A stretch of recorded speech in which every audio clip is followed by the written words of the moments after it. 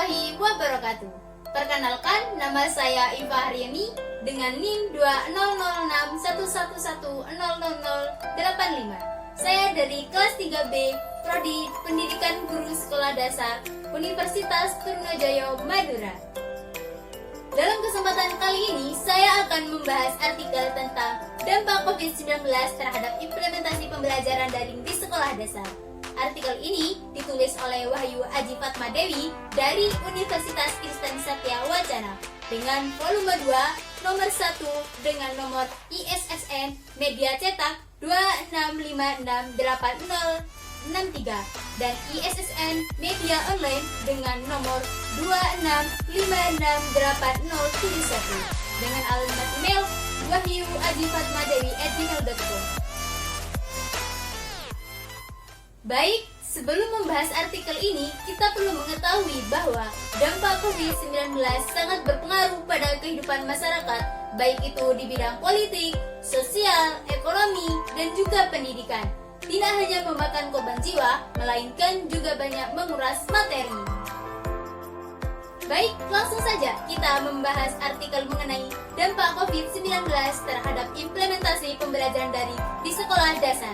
Adapun submateri yang kita akan bahas yaitu abstrak, pendahuluan, metode, hasil, dan pembahasan, dan yang terakhir yaitu kesimpulan. Yang pertama yaitu abstrak.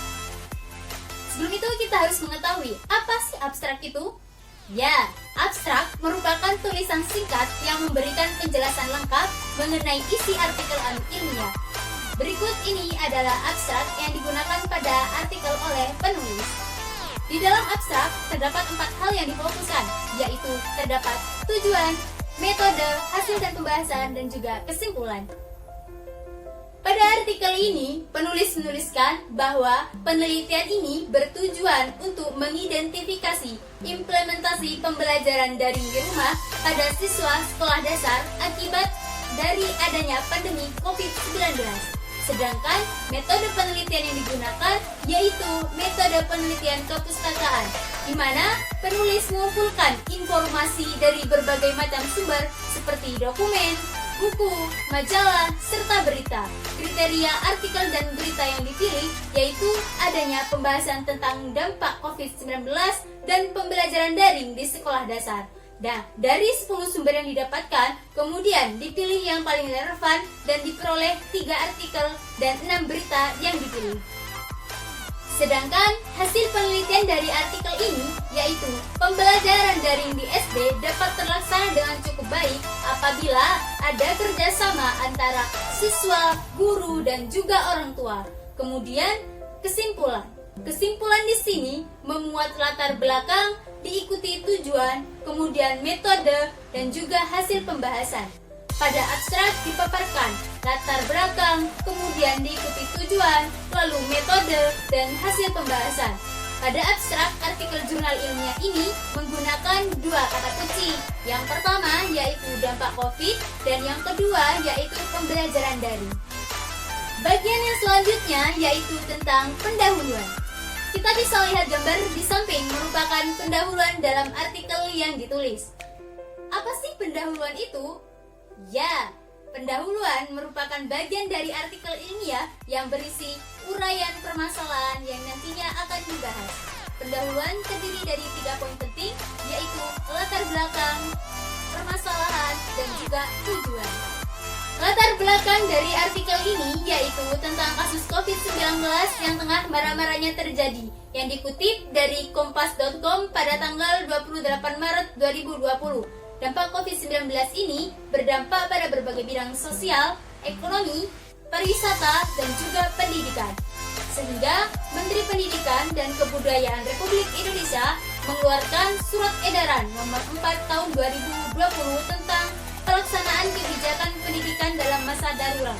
Permasalahan yang diangkat dalam artikel ini yaitu permasalahan yang muncul dari sekolah yang harus melaksanakan pembelajaran daring akibat kasus COVID-19 sehingga memerlukan dukungan dari guru, siswa, dan juga orang tua. Kemudian tujuan dari penelitian ini adalah untuk mendapatkan informasi mengenai dampak COVID-19 terhadap implementasi pembelajaran daring di sekolah dasar. Yang ketiga yaitu metode penelitian. Metode merupakan cara yang dipakai dalam suatu penelitian. Nah, dalam artikel ini, metode yang digunakan adalah metode kepustakaan, yaitu dengan mengumpulkan informasi dan data dari berbagai material. Pengumpulan data yang diperoleh dari berita dan artikel pada jurnal online kemudian dilakukan penelusuran dengan menggunakan kata kunci, yaitu dampak COVID-19 dan pembelajaran daring. Berdasarkan hal tersebut, peneliti memperoleh berbagai macam berita dan artikel. Dan dari 10 sumber yang didapatkan, kemudian dipilih yang paling relevan dan diperoleh 3 artikel dan 6 berita yang ditulis. Yang keempat yaitu hasil dan pembahasan. Setelah melakukan proses yang begitu panjang, tahapan yang selanjutnya yaitu menuliskan hasil dan pembahasan. Berikut adalah hasil dan pembahasan sebanyak 3 halaman. Hasil penelitiannya yaitu yang pertama, setelah mengikuti pembelajaran berbasis learning, para siswa menjadi semakin semangat mengikuti pembelajaran, khususnya pembelajaran IPA. Dan para siswa tidak merasa bosan saat pembelajaran berlangsung.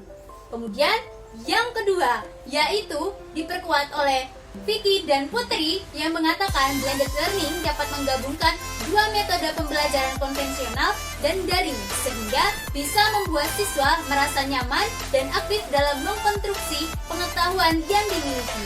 Kemudian selain itu hasil yang ketiga yaitu menurut Heru Purnomo dalam Pikiran Rakyat Media Network, pembelajaran jarak jauh ini dipandang efektif dalam kondisi darurat seperti sekarang ini. Kemudian yang selanjutnya yaitu pembelajaran daring di SD dapat terlaksana dengan cukup baik apabila ada kerjasama antara guru, siswa, dan juga orang tua dalam belajar di rumah. Bagian yang terakhir yaitu kesimpulan. Kesimpulan ini berisi ringkasan dari hasil artikel yang sudah dibahas. Pada artikel ini, penulis menyebutkan kesimpulan dari hasil penelitiannya, yaitu implementasi pembelajaran daring di sekolah dasar dapat dilakukan dengan baik dan tentunya diperlukan dukungan dan kerjasama antara orang tua dan guru dalam mendampingi anak pada saat belajar. Cukup sekian presentasi dari saya. Minum es timun campur selasi, jangan lupa tambahkan susu. Sekian dan terima kasih, semoga tetap sehat selalu.